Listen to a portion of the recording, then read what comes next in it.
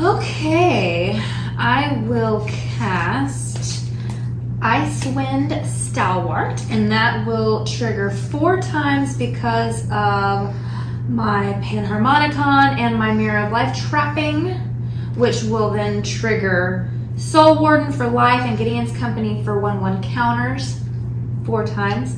And then I'm going to flicker Peregrine Drake, which will untap all my lands. And then also trigger Soul Warden and Gideon's Company again 4 times for my life and my counters. So then I'm going to get, this one will have several 1/1 counters. This will have 1/1 counters because it's Lola, Lulu. There'll be counters here, so that would equal up. And so that is 69 in the air direct damage.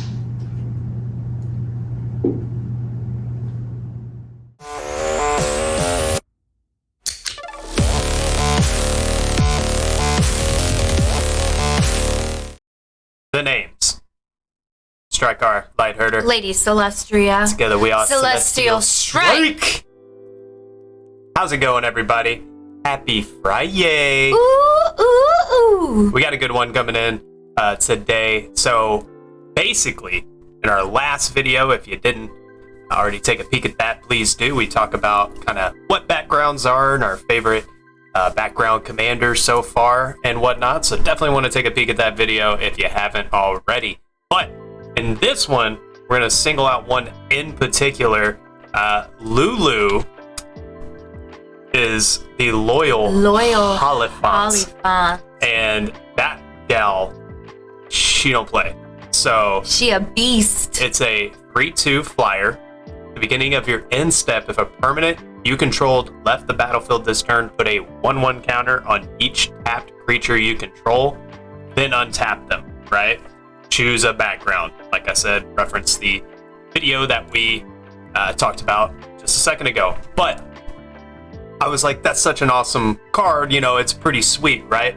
And I was like, yeah, maybe some sacrifice deck or something might be cool. Maybe get some tokens that you can get out of here and pump the rest of your stuff, right? But then I got to thinking. I realized we could make this a blink deck / flicker.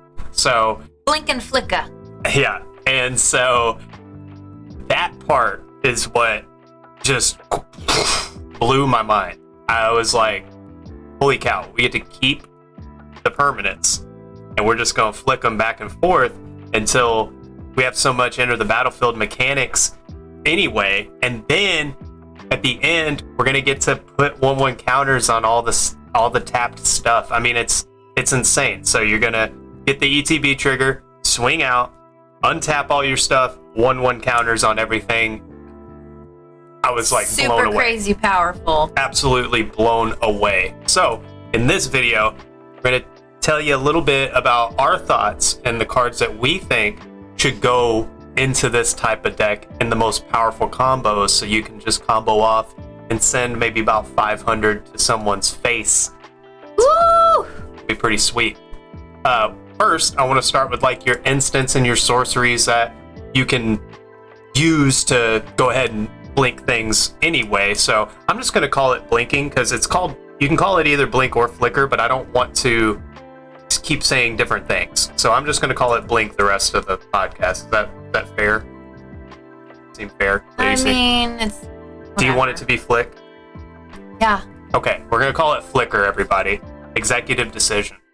So your first flicker instant, ghostly flicker. See, it makes sense. Ghostly flicker. It's mean, not ghostly blink. Okay. Well, there's some blink things. And anyway, ghostly flicker. It's 2 and a blue.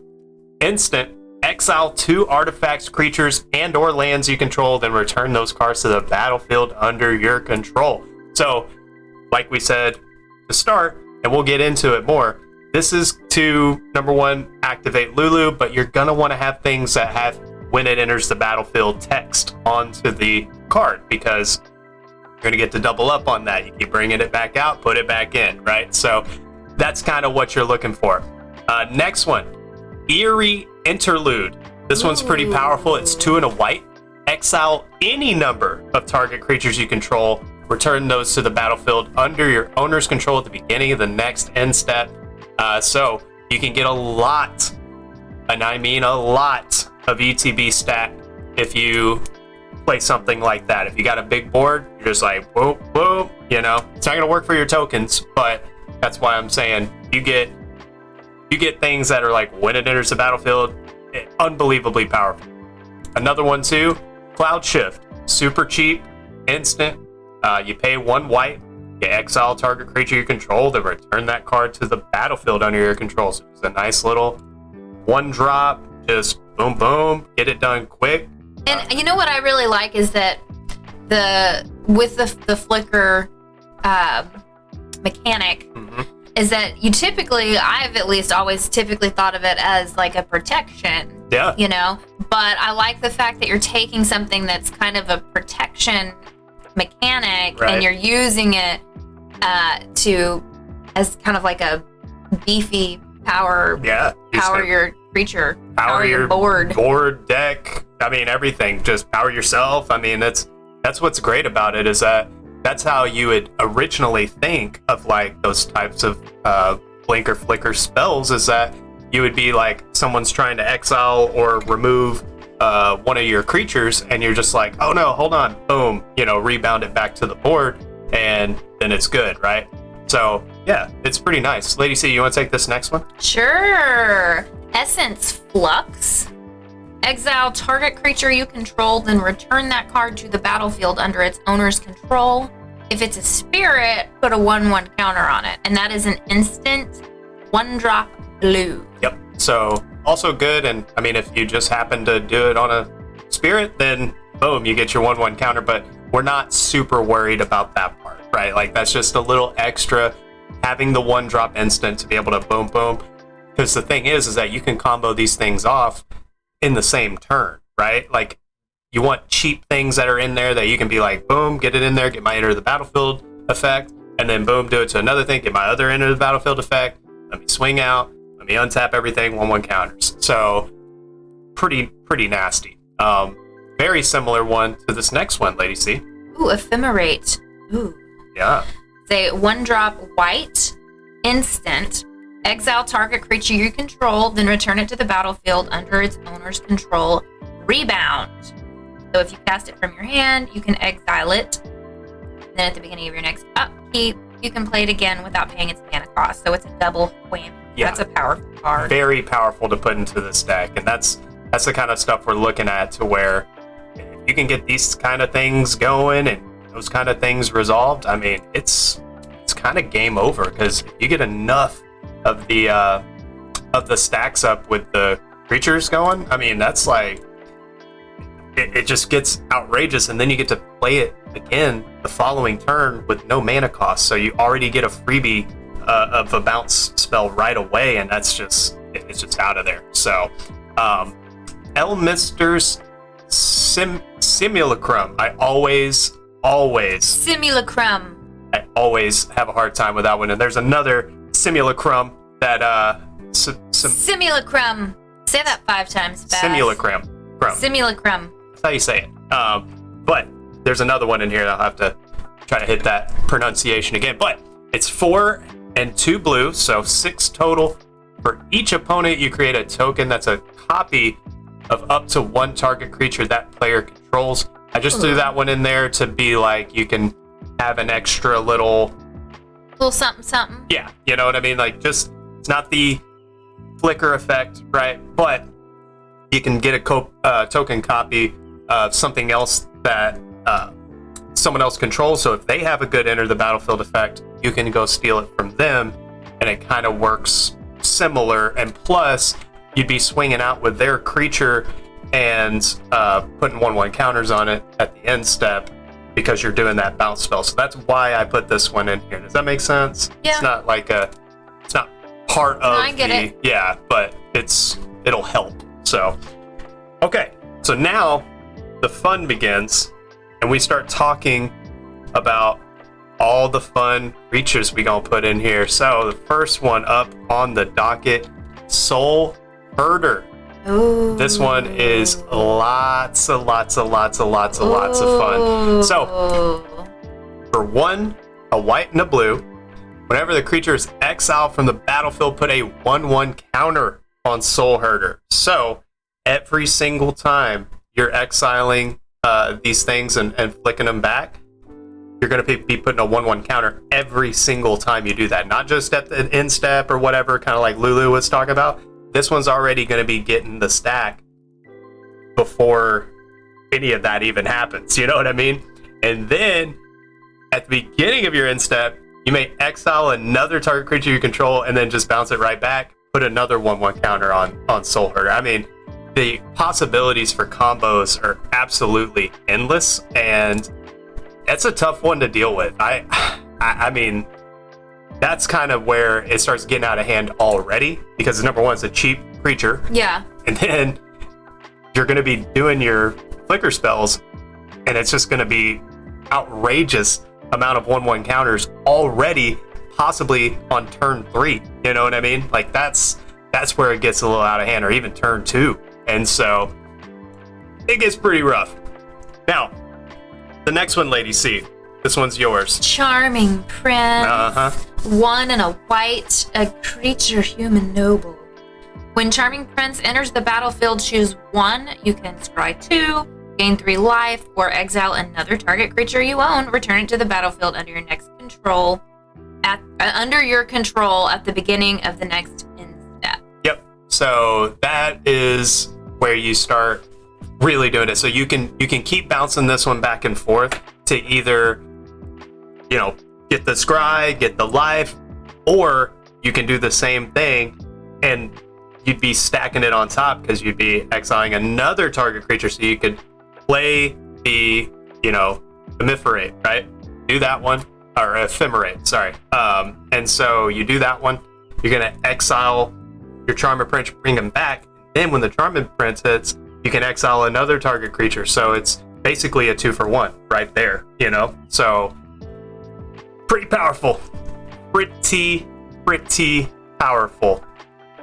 As well as another big time creature.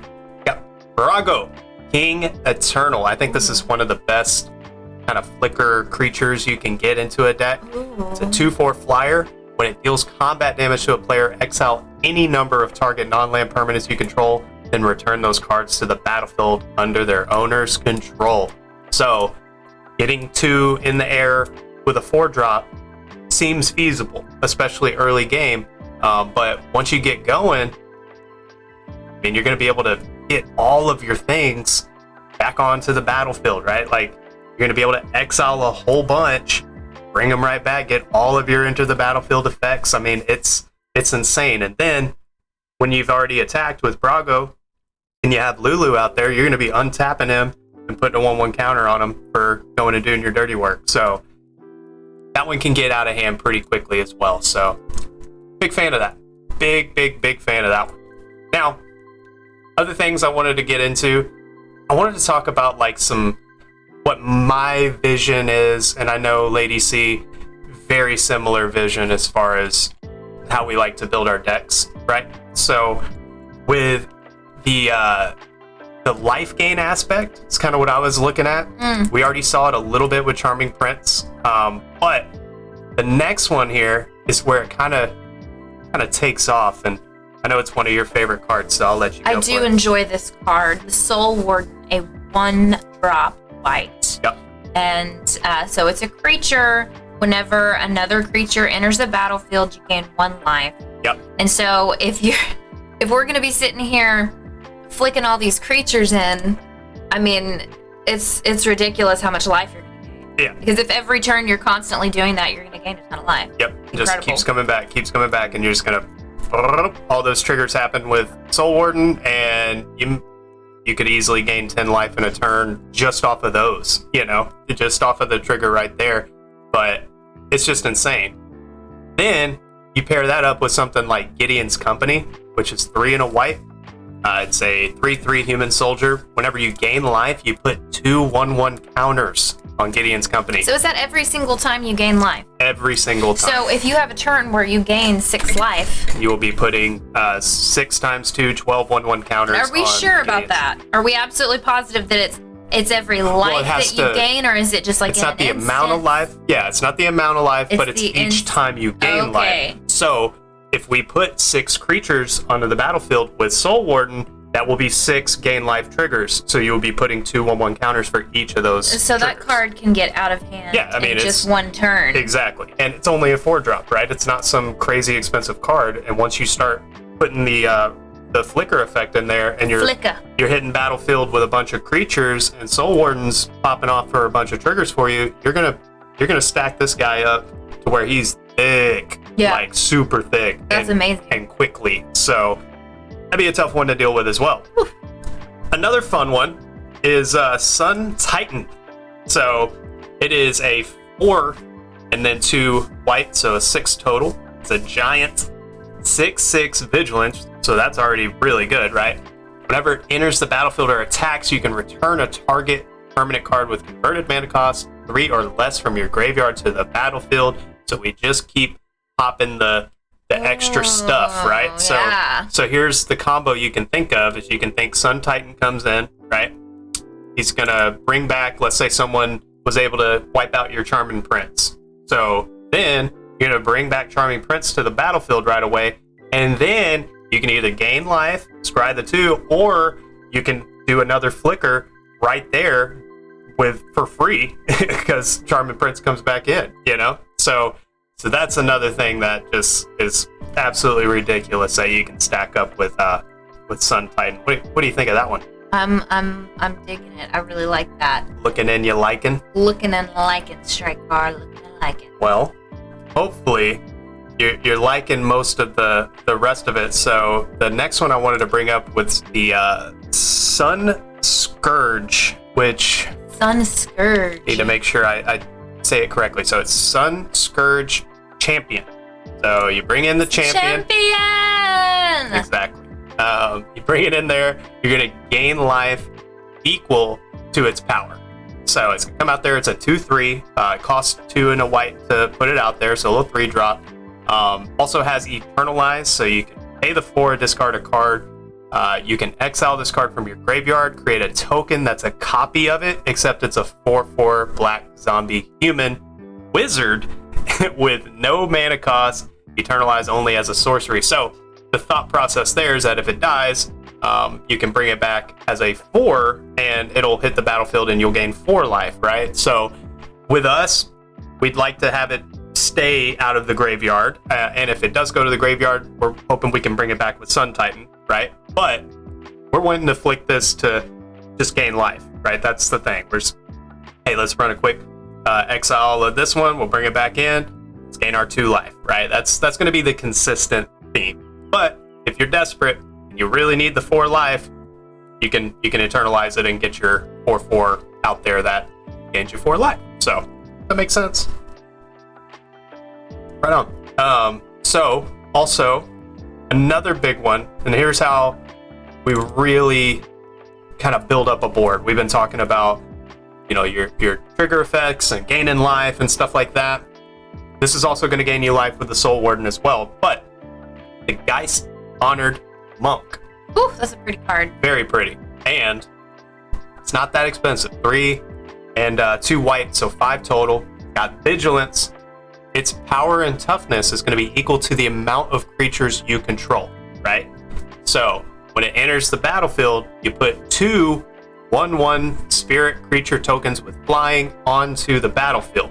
Oh, so you're going to come out as a 2/2, but you're also going to get 2 flying 1/1s. Correct. And so then, that's very valuable. And when you flick it, keep making tokens, you know what I mean? And so keep you can getting more powerful. Yeah, you can make her a boss. That's awesome. So that part is, and then you're going to gain life with Soul Warden and keep putting one. Yeah, they get 3 life from Soul Warden. Just off of that. And then if you got Gideon's Company, like we were talking about earlier out there still, you're putting a lot of 1/1 counters on Homeboy. So OP. gets a little wild. OP. Gets a little wild.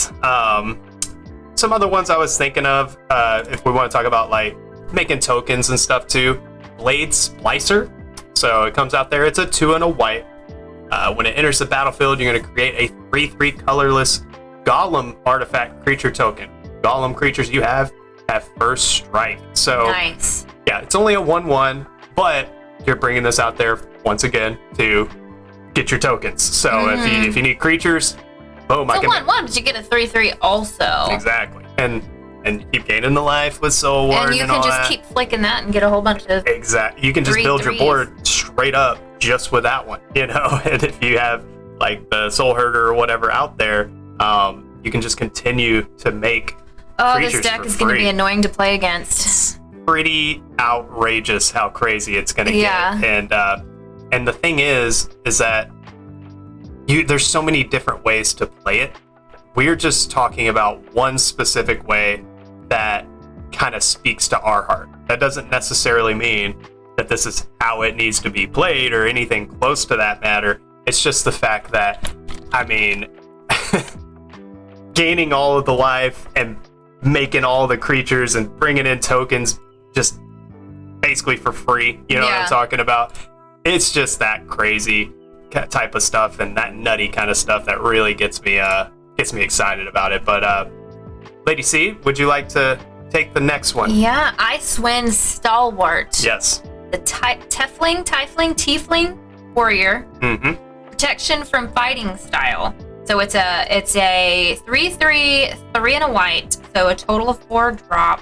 When Icewind Stalwart enters the battlefield, exile it to one target non-warrior creature you control, then return it to the battlefield under its owner's control. Yep. So here's where we start kind of getting into more that when they hit the battlefield, we're going ahead and flicking right away, right? So that's one to keep in the back pocket for, you know, hey, I can bring it out here, and now that one I can bring back a Blade Splicer or whatever, and make some more tokens or any of that. So those can get pretty out of hand as well. The other one I was thinking of was like Felidar Guardian. So Felidar probably. Beast. It's a Felidar. yeah, it's 3 and a white for a creature cat beast, 1/4. But when it enters the battlefield, you may exile another permanent you control and return that card to the battlefield under its owner's control. So Beautiful. same kind of concept. You bring it out there.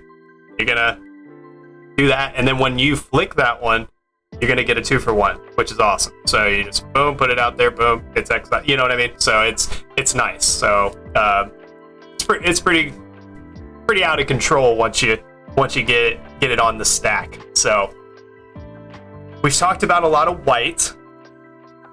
Why don't we talk about the wonderful world of blue? Because with the background I'm thinking of, it's going to be a blue background, so I'm going to make it a white-blue deck, as we already saw some white-blue cards already. So we also need some mono-blue. They got to get some love. So one of the ones I was thinking of was the Peregrine Drake. A 4 and a blue, so 5 total. It is a Drake 2/3 flyer. When it enters the battlefield, untap up to 5 lands. So it's basically free. Yes. Not basically, literally free. It's literally free. If you So- have 5, that's amazing. So you can play Flying 2/3. Exactly. So the commander's flying. That's another thing. The commander's flying. So we need several good flyers Yeah, we in need here some too. good flyers because number one, we're gonna stack them up with 1/1 counters, and Mhm. then we're gonna fly in, hopefully untouched, because flying is tough to deal with in EDH. It's not like some normal thing like, oh, you got flyers, no problem. Like that's a big deal. I mean, they're a lot to handle in any realm of Magic, but I mean, like someone gets a lot of flyers out there in an EDH game, it's tough. Yeah. It's tough. And when you flick this one, you can play your other spells, and then when it comes back in to the battlefield, you're gonna untap your lands. Mm-hmm. So I mean, So then you can. just keep Cast. recasting stuff, right? Yeah. So you can have a pretty explosive turn with Peregrine because you can play a bunch of Oh stuff my gosh. and then just keep untapping lands. If you like pull the Ephemerate or whatever, put that out there after you've already cast a whole bunch of stuff, and then you rebound the Peregrine, you're just going to untap 5 lands and you can keep doing stuff, right? It's sick. a little out of control. Pretty sick. A little out of control, not going to lie. Lady C, you want to take a peek at this one? Ooh, Diluvian Primordial. Yeah. It's a 5/5 avatar, creature avatar for 5 and 2 blue. So it's a pretty expensive card, but it's a flyer. Mm-hmm. Once again, when Diluvian Primordial enters the battlefield, for each opponent, you may cast up to 1 target instant or sorcery card from that player's graveyard without paying its mana cost. Ooh. If a card cast this way would be put into a graveyard this turn, exile it instead. Yep. That is pretty cool. Ridiculous. Pretty cool. Ridiculous. So basically, if someone used a pretty nice instant or sorcery that you liked and maybe you had your eye on and you're like, man, I wish I had that. Well, fear not. Just put this one on the board and you can go cast it for free. And then flick it and go get another cool instant or sorcery from someone's graveyard. Pretty ridiculous. Nice. Pretty ridiculous. This Scholar of the Lost Trove. Yeah, go for it. 5 and 2 blue. It's a 5/5 creature Sphinx flyer. Mm-hmm. When Scholar of the Lost Trove enters the battlefield, you may cast target instant, sorcery, or artifact card from your graveyard without paying its mana cost. Yeah. If an instant or sorcery spell cast this way would be put into your graveyard this turn, exile it instead. So if you have a really awesome instant or sorcery card that you're like, man, I wish I could play that again, you can. For free. It's pretty ridiculous. So yeah, it gets a little out of hand. Another one I was thinking of in the mono blue realm, Venser Shaper Savant. 2 and 2 blue, so 4 total. The legendary creature human wizard, a 2/2 with flash, so meaning you can play it at instant speed. Yes, and when it enters the battlefield, return target spell or permanent to its owner's hand. So the first time you use it, you can use it as kind of a faux counter, pseudo counter card, because if someone wants to play something huge, you can flash this in and return that target spell back to its hand. If someone's trying to counter something you're doing, you can flash this in and counter the counter, right? Or put the counter back in the person's hand. It's not really countered because it doesn't go to the graveyard or anything, but you at least keep it at bay for 1 turn, right?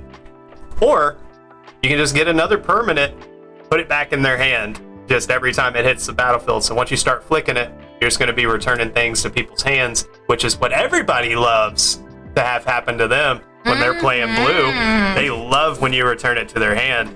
So yeah, so that one was pretty nice. That was pretty nice. And well, it's not nice. It's fun for the person that has it, but not so much for... That's how I feel this whole deck is going to be. Yeah. Fun for the person who has it, and the worst. Not for everybody else. To play again. Yeah, they'd be like, oh, how many times are you going to flick things? Oh, the Mole Drifter. Yeah. So it's a 5 total mana drop, 4 and 1 blue, 2/2 flyer.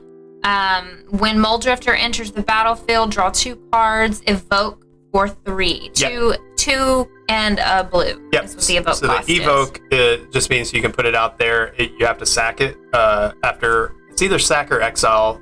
Y'all not figure it out, but let me know. Correct me on that if I'm wrong. But I'm pretty sure it goes to graveyard.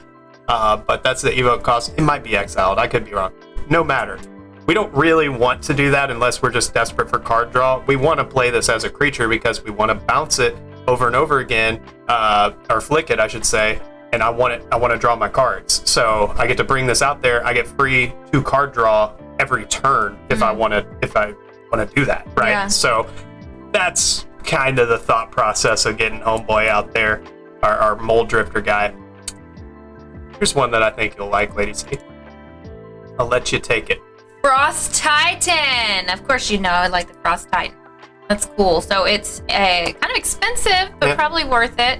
2 blue and 4, so a total of 6. It's a creature giant 6/6. Whenever Frost Titan becomes the target of a spell or ability an opponent controls, counter that spell or ability unless its controller pays 2. Whenever Frost Titan enters the battlefield or attacks, tap untap target permanent. It doesn't untap during its controller's next untap step. So you get 2. It basically has ward 2. Yes. Is what that means. And then the other thing. Tap stuff. Tapping stuff. And they don't untap on the next untap step. So you're going to tap things down. They're going to have to wait until their next turn to untap it. And if they do, we might just flick the thing and just have them be tapped forever. That's the thing. You just continue to exile this, bring it back to the board, tap down all of your opponent's creatures, and swing in for lethal. That's kind of the thought process there. Nice. So always fun to play against blue stuff. Yeah. Who says blue isn't fun? Yeah. I say that sometimes. So, other things that really, probably one of the first things I thought of, because it's just the mono green player in me. I'm like, I want a bunch of land, right? So, Solemn Simulacrum. Did I do it? Simulacrum. Did I do it right? I guess we could be butchering that. I don't know if that's for We sure. are. Just yell at us. Yeah. It's 4 generic to cast. It's a 2/2 artifact creature golem. You've probably seen this one a lot, but when it enters the battlefield, you may search your library for a basic land card, put it on the battlefield tapped, then shuffle. When it dies, you can draw a card. But you kind of want to keep it out there because you're just going to keep getting free lands every single turn because you can just flick it back onto the battlefield. Boom, give me another land. And maybe you do that multiple times in a turn. I mean, That's a cool looking card too. yeah. I mean, that's how you get all your land. And then once you have all your lands, you can start playing your big boys, like we were just looking at with Frost Giant or Titan, not Frost Giant. Titan. It's a giant, but Frost Titan, and also your colorless Meteor Golem. This is a different looking one. This is actually from the new set. I like They're it. reprinting it. Yep. So It's a 7-drop, but it comes out as a 3/3, and when it enters a battlefield, you get to destroy a target non-land permanent an opponent controls. Yep. So I always like that one.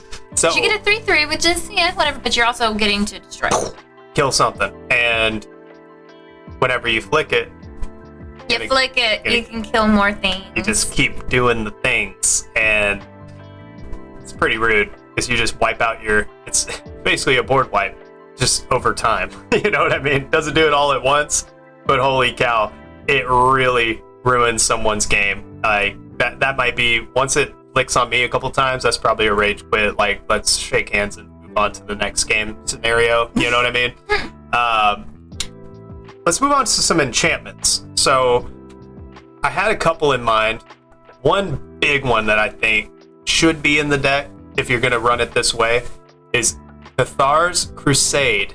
It's 3 and 2 white, so 5 total for this enchantment. Whenever a creature enters the battlefield under your control, put a 1/1 counter on each creature you control.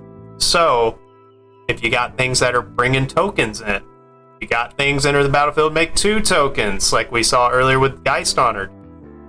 You're going to be putting a 1/1 counter huge. every single time a creature enters, not just like, once a turn. And it's on every single creature that you. And when you flick things, that's going to count. So that's an ETB right there. +1/+1 counter on every single creature. So that gets out of hand outrageously quick. And there's really not a whole lot your opponents can do about it unless they want a board wipe, right? So once this combo gets popping, it's just nothing you can do. I just don't see how anyone gets an answer for something like that. I mean, it's just outrageous. So Yeah, that's crazy. there was another one as well. It's in the new set, and it's called Legion's Loyalty. So it's a expensive one, but you can get it going. It's 8, right? So if you can get it going, creatures you control have Myriad. So what that means is whenever it attacks, for each opponent other than the defending player, you create a copy of a token copy of that attacking creature. So if everybody has it, you'll be making double copies of everything. You have to exile them at the end of the end step, but that actually doesn't really hurt you because that'll still be something leaving, and you'll get to untap everything and put 1/1 counters because of Lulu. So once you go in with that, number one, you could be doubling up Your entire board. on the whole board, and you'd be having all those ETB triggers, right? Gain all the life with Soul Warden, put all the 1/1 counters on Gideon's company, and like stupid stuff, right? And then you sack them all at the end of the turn, and you untap everything left and put 1/1 counters on them for good measure with Lulu. I mean, I don't know what you're supposed to do in that situation. Crazy, especially if you have flyers, and then also just big creatures. Yeah. Some might say this enchantment is a must-have. I think it might be a little overkill, but you're welcome to run it. To me, I don't know. It could mean something. The thing is that at end steps, like if you have too many things that are like bringing back things at the end step, I just feel like it could. I don't know. It doesn't trigger Lulu as much, but Thassa is kind of what I was thinking, right? Ooh, Thassa, she a bitch. Yeah. So it's not like necessary, but you could add that if you just want to overkill it and just be like, there you go. We got Thassa to be blowing. You don't know what you're gonna draw. That's true. So you just keep getting that stuff in there. It's really just a bonus at that point. That's what I'm trying to say. I'm not saying like don't put Thassa in the deck because I mean, hell, if you can afford the card, get it, right? But it's a bonus, right? It's like you just get a little extra cherry on top. I don't think it's like 1,000% necessary if you're having an entire deck that's saying, hey, bring back creatures, do this, do that. So put in Thassa if you think that could work. I mean, it would work, but does what I'm saying make sense? Like, yeah, I just want to make sure, like, put it in there if you want it, but, is what it is if you don't. Last things. Since we've done all the crazy stuff, right, where we got the triggers of ETB effects and all this stuff, and it's crazy, right? It's already stacked up to basically ruin the opponent's day, right? Why don't we double up on those things, huh? What do you think? Mirror of Life Trapping, a colorless 4-drop artifact. Whenever a creature enters the battlefield, if it was cast, exile it, then return all other permanent cards exiled with Mirror of Life Trapping to the battlefield under their owner's control. Yep. So, long story short, it just means doubling the trigger ability of an enter the battlefield effect. So, a great shortcut type card, which I just talked about overkill. I would probably run both of these in the deck. Panharmonicon. See, I always rip that one up. Same cost, 4-drop. If an artifact or creature entering the battlefield causes a trigger ability of a permanent you control to trigger, that ability triggers an additional time. So it's the same aspect, basically, right? You get the creature out, and you're going to double the enter the battlefield effect. Does that make sense? So, when you do all these things, like Soul Warden and Gideon's company, that's all going to double, right? And so anytime a trigger ability is happening with an enter the battlefield effect, it's going to happen twice. And if you have both Mirror of Life Trapping and Panharmonicon, you're going to quadruple things. You're doubling the double. You're going to quadruple everything that you're doing. I have no words. I have no words. How does one handle that? I don't know. I guess I'm going to find out because you're going to play Lulu against me a whole bunch. Yes, I am. And I guess I just got to find a way to deal with that. So... We'll see. We'll see. Well, we hope this was helpful and informative. And fun. We had fun. I had fun. Yeah. So, we all had fun. So, get Lulu. Get a flicker mechanic going on in your deck. And just have a great time. That's the overarching point of this whole video. But we also have other things that we do. So if you like Magic the Gathering Arena, we are live on Twitch every Sunday and Wednesday. So we'd love to see y'all roll through there. We have a great community that pops in every time, and we just have a great time hanging out. Speaking of community, join the Discord. If you're into deck building, which I'm assuming if you made it all the way through this podcast, you probably are. Yeah, you probably join the Discord because everybody is a bunch of deck building fiends. Yo, we have a whole channel enlisted for those specific things, and it's always off and popping. So link is in the bio. Definitely hop into the Discord and just have a great time. And even if you're not into deck building that much, or you just kind of want to dip your toes into it, it's not intimidating, y'all. This isn't an expert level, you got to know every single thing about Magic that's ever happened or else you're shunned type community. It's all fun and everybody likes to help each other. We have a ton of new players that popped in and are like, hey, I'm just trying to get back into it. And that's what's best. Yeah, I mean, it's what it's best for. It's a super helpful community no matter what your level of expertise or experience is of MTG. And if you enjoyed the podcast, please like and subscribe to our channel. Yes. And I don't know, maybe give us a good review. Yeah, maybe do that. Yeah, this is live on YouTube and Spotify, so whichever one you're listening on, we appreciate your support more than you know. You help us out a whole bunch. But if you hit that like and subscribe button and or review on Spotify, helps us even more, and we can keep bringing groundbreaking content your way. So, any closing thoughts, madam? Nope. Let's do it. Nice and easy, y'all. I mean, it's straightforward, right? Just keep flicking. Anyway. Blink and flicka. Until next time. I am Strikear Lightherder. I'm Lady Celestria. Together we are Celestial Strike. We will see y'all next time. Okay, bye. Take it sleazy. Peace.